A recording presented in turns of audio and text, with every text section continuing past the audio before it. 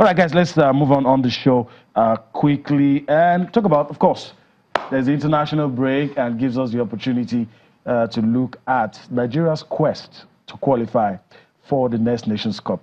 Shouldn't be a big deal, but the fact that we've missed the last 2 editions makes it a very, very big deal. And now we're off to Seychelles. We already have some early birds right there. And I think it's good. I think the shift in attitude has been noticed like 2 years ago when Genaro came on board. A lot of us thought maybe down the line things would change, but it looks as if that tempo is still there. Yeah, it is still there, and you can see, of course, Harry Nyeki already in camp. Players, even the ones that have not been invited, you see them. For example, an example I'll give, during the weekend, we saw Trabzonspor defeat Galatasaray. Ogeyo Nazi and Tony Wakeme getting the brace, Ogeyo Nazi getting in amongst the goals. So it shows you that these guys, they really want to up their game and they want to compete for the Super Eagles. So even when they are not called up now, they should be called up for the future. So it portends well for our national team, and I think they are going to do everything in their power to make sure they qualify for the Nations Cup, because we cannot, Nigerians cannot afford to have a hat-trick of misses, you know, for the African Nations Cup. I know Cecilia has something to say, but let me say this quickly. There's always this argument. Are there minnows in football? Somebody I respect said that we always be David and Goliath. It's the day that Goliath decides to sleep that David wins, but that usually Goliath will always defeat David. So you put that into context, Nigeria, Seychelles. Is there anything to be afraid of? Of course. You see, in international football, it's harder. You know, when you talk about for you to want to look for minnows, you can talk about club football because maybe a team might spend everybody available, all the best they can get, you know, and come up against a team that cannot afford it, and you expect them to run. But in international football, Iceland have shown us at the under 20 World Cup, we saw Haiti. You know, yes, they lost all 3 games, but you knew that these guys were not there for the taking. So do not be surprised.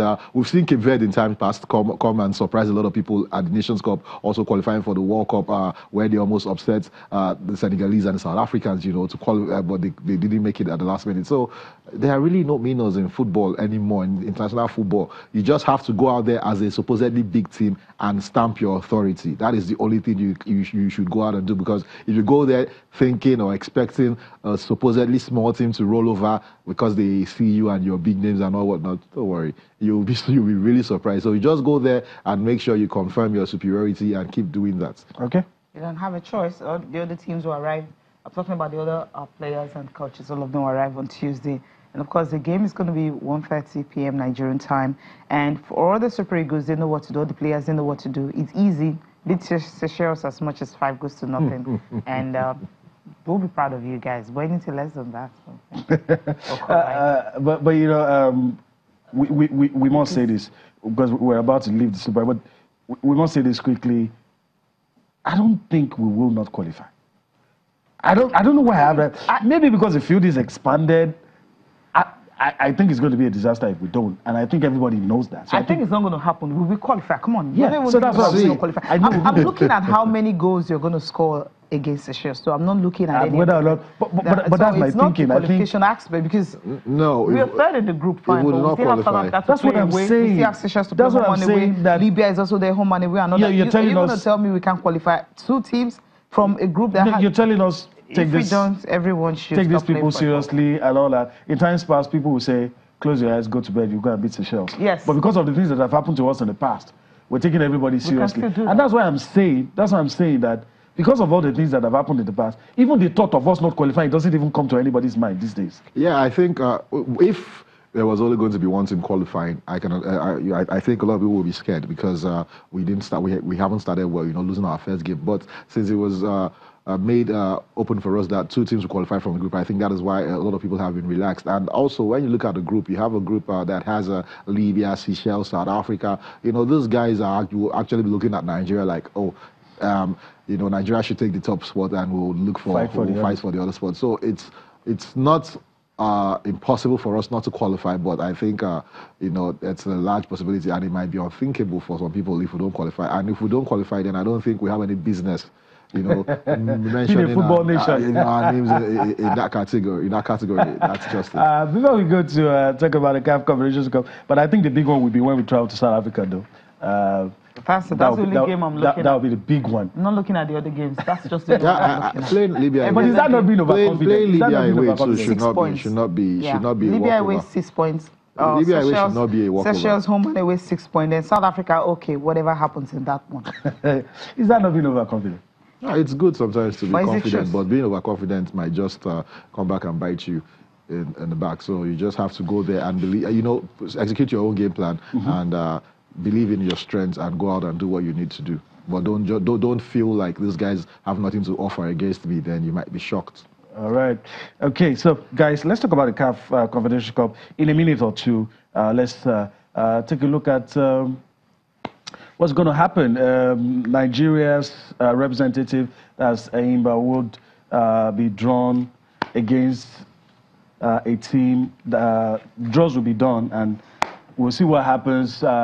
There were times we thought that we already knew the team they were going to play with, but it has been clarified. So those teams that you have in Pot 1, 6 spots will be available. Those teams that you have in Pot 1 are the teams that were the runner-up in their group. So you have AS Al Masry, Kara Brazzaville, and Rwanda's Rayon Sport. So all of those teams in Pot 1. Then in Pot 2, Raja Casablanca, RSB, Bekane. Incidentally, those two are from Morocco. Pot 4, US Ehimba.